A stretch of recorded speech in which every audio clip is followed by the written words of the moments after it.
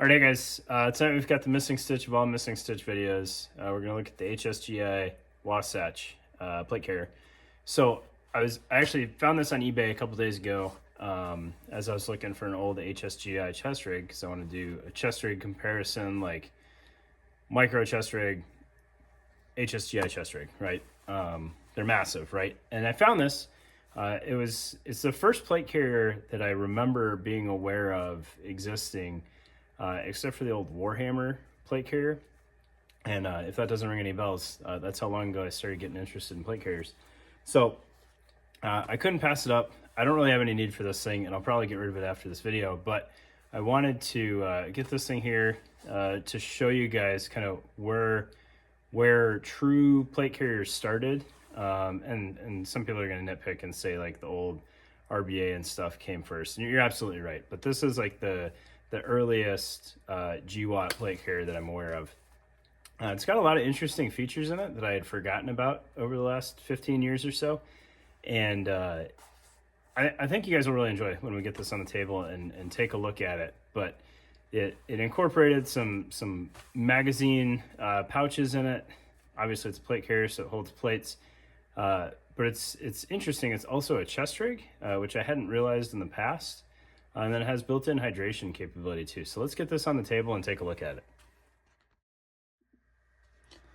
All right, so before we get too far into this thing, it's a thick boy. All right, so you can see I've got some of the pouches filled up. I don't have enough, bare magazines out right now to really fill this thing up. But back in the early GWatt days, even before I had enlisted, I was on Light Fighter, and there was like, show us your gear threads, and it was broken down by first line and second line and third line and whatnot. And a popular trend back then was like, I want all of the magazines. Dudes were rocking a minimum of like 12 mags on their vests, and then they had subloads and they had belt kit with just all the mags. It was obnoxious. And I remember a very clear shift in mindset, and I think Chuck Pressburg really started kind of the trend publicly, at least, when he showed his Paraclete Special Ops plate carrier, or Special Ops hard plate carrier, and he's like, I want 3 mags and a pistol mag and a radio, and if I need anything more than that, there'll probably be dudes laying around me that I can take the stuff off of. Which was interesting, and he really wasn't wrong. We had a ton of stuff on plate carriers and belt kits and whatnot. But this was kind of like the epitome of that mindset, right? So you can see right off the bat on the front of this thing, we've got 1, 2, 3, 4, 5, 6, 7, 8 cells on the front of it. 6 of those are very clearly double rifle cells, and then these 2 on the ends, it gets a little squirrely. So I've got a XCS 5000 or XCS 500 in this end, and the embedder just couldn't quite fit over here. So you could for sure get a single mag in both of the ends, or a smaller radio. So even with the embedder not fitting on the side there, you've got 8 magazines and then 2 radios and then 2 more single mags off to the sides. So it had a ton of carrying capacity on it. And I remember when I was first getting into plate carriers and shopping around and everything, like that was appealing to me, was that, hey, it's all there, and all this moly is really obnoxiously redundant based on what you can fit in the front of this thing. All right, so we'll get some of this stuff out of the way, because it's a little obnoxious with how heavy this thing gets. I mean, just the plate carrier itself is pretty chunky. If you're familiar with even current HSGI construction, it's very much overdone. But this was absolutely no different than that. All right, so again, looking at the front of this thing, you've got all these magazine cells, full moly field. This is all 1000 denier Cordura. When we thought anything less than 1000D was just going to fall apart on us instantaneously. All right, so additionally, you'll notice on the sides here, you've got these 2 2-inch buckles. That is the extent of your cummerbund, so there's no moly on the sides. And then I don't know if I ever noticed this. I think I had a knockoff one of these back in the day, and I don't know if it had these buckles on it. I don't remember it having those buckles. So when I got this, I was a little thrown off. But you can actually unthread your shoulder straps and use that as an X harness to tie in here. So when we look at the shoulder straps, you'll see they're obnoxiously long and really not ideal for a plate carrier. But you could turn this whole front piece into a chest rig, which sounds unruly and uncomfortable and everything else imaginable. All right, and then you've got these two side release buckles here going up into the shoulder straps, which kind of would lead you to believe this comes off like a TAPS panel, and it doesn't.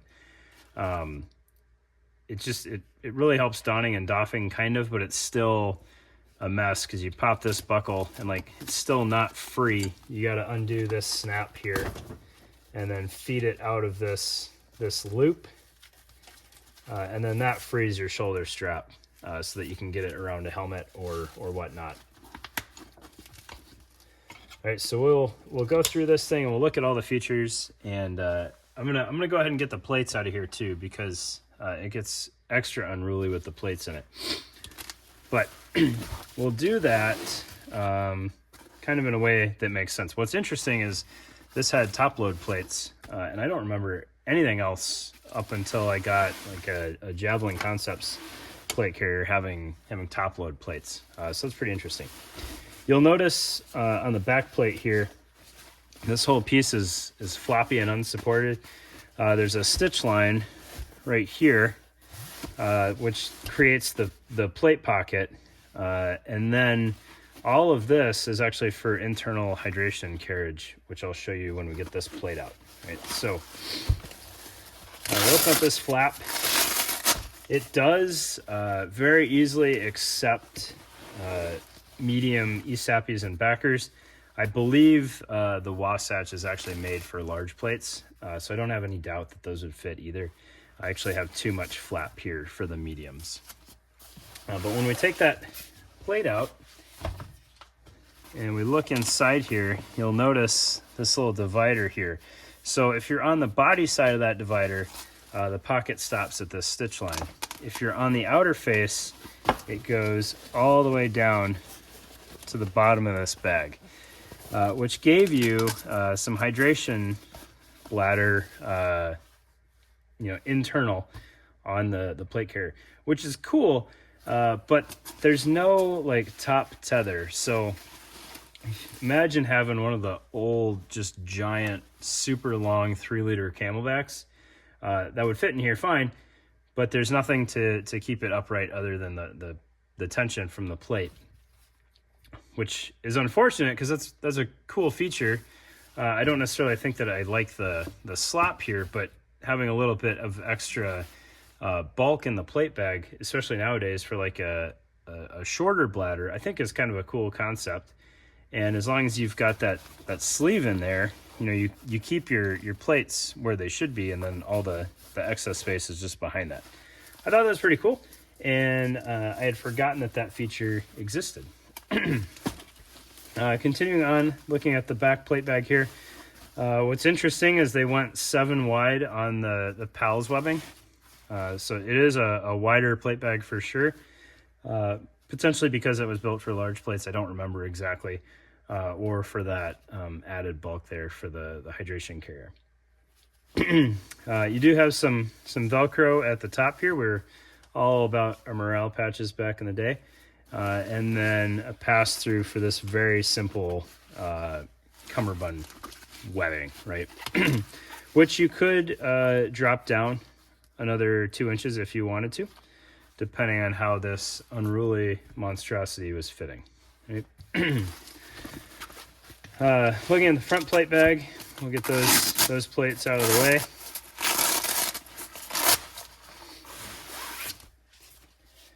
Nothing nearly as crazy going on with the front plate bag. You can see how much shorter it is. It did have drainage grommets in it. This thing is so big, I'm struggling to keep it all in frame here. All right. Again, it's a top load. Let's see if there's a date on here. There's not a date, but it's a pretty old looking label. I don't know when they stopped making Wasatches, Wasatches, and Wasatches. So I'm not claiming this is like an original or anything like that, but it is beat to crap, and it looks like it's seen some days. All right. So front plate bag, very, very straightforward. But what you'll notice here is this just mass of webbing. When I pulled this thing out of the box and realized there was hook exposed right where your shoulder would go, it kind of threw me off. And then I saw this just giant tail of webbing here. So if we pull this out, you can see like all of this is just unneeded. You've got Velcro, loop Velcro running all the way up through here, and then the hook Velcro starts right here. So like you could pay out a lot of shoulder strap on here, and that's because it's designed to also be an X harness and engage with this buckle. It does not seem like it would be any fun to actually put that on because you don't really have any adjustment down here or over there, kind of on the fly. And then you would just take your cummerbund off and use it with the two side release buckles there. But you can see like there's really no good way, at least that I'm noticing, to police this shoulder strap here. You're just kind of stuck with hook Velcro, up against your shirt. Now, granted, combat tops were not yet a thing when these came out, so it would just be on your BDU top, and your BDU top could probably take that Velcro for quite a while before it got too worn out. Or you could, wrap this in duct tape or put some sleep foam pad on there and make some impromptu shoulder pads. But you do have that Velcro there, and you got a lot of bulk here just from all that excess shoulder strap. Flipping this back over, you had a couple D-rings up at the top of your shoulder straps here, which I don't know if HSGI at the time, I can't remember, had any kind of pack that would engage with that, but I do know what was popular back in the day was slings that were mounted to your vest. I don't remember like the last time I remember that being a thing, but I remember making them, not a lot of them, that would clip in or weave into D-rings up on shoulder straps like that, and then have like the HK clip on the weapon end, just kind of running in a U shape. So that was for sure a thing, which I would imagine is what could go there, if not just tying stuff off and lashing into it. Another interesting component here, I think if we flip this inside out, we'll be able to see it here. You do have a couple of pockets behind the built-in mag pouches there. Now, I don't know what the goal here was, because I don't think MSAP side plates were a thing yet when these were made. And it's too narrow for a full 6x6 as far as I can tell. And it's definitely too short for a 6x6. So I don't know if the idea was just some admin space there, or if this was the same time frame when vest-mounted pistols were popular. So there's a chance this would have fit a holster. I know it would fit a holster. I don't know if one was ever made for it. So you could potentially carry your pistol in these wings here, or a knife, or whatever. When you got a rig this big, the world's your oyster. And then really an interesting piece of kind of HSGI construction that I had forgotten about until I saw this was they liked to kind of tether these side release buckles to the fabric, and it was I remember it being most vividly from their leg shrouds, but they would straight up staple through whatever material was behind it into the buckle, so you can kind of see that staple hanging out in there. It's just an odd practice, in my opinion, but HSGI would do that all the time. I don't know if they still do. I haven't bought new HSGI stuff in a long time. And then you had your drag handle. Drag handles, super popular back in the day, and with the 1000 denier Cordura, they would usually hold up all right. So you can see this one runs down along this webbing that's sewn the length of the plate bag. It looks like it terminates about right there, but you've got 4 inches of drag handle, 1000 denier Cordura, and additional 2-inch webbing to anchor that all together. And then that exterior 2-inch webbing ran the entire length of the plate bag. So there's a really good chance this drag handle would actually function as a drag handle, and take, you know, a dude wearing all this, plus being a full-size human, and survive that. All right, grommets everywhere. Grommets were super popular back in the day. Still popular, but nowadays it's more for arts and crafts than drainage. This was purely for drainage. But you can see kind of this like taps panel sewn on to the plate pocket here. Just really interesting construction. And then there's also a admin pocket on the bib here that runs the full length of the plate bag.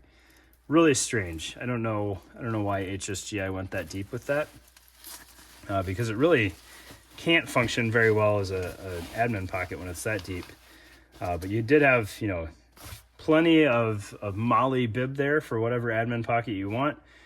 Being 6 wide, the old EGL Fugly was pretty popular on these. That's actually why I had one. I think I still have it somewhere. But yeah, full width admin pocket on there.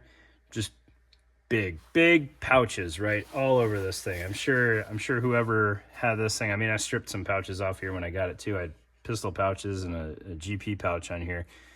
You know, cover all the Molly, right? No Molly left behind. That was the thing back in the day. Pretty cool stuff. Definitely cool to see this after having had so many plate carriers pass through my hands, and being able to kind of go back in time and look at this again. Pretty cool. So I appreciate your time, guys. Thanks for joining me on this missing stitch for the HSGI Wasatch.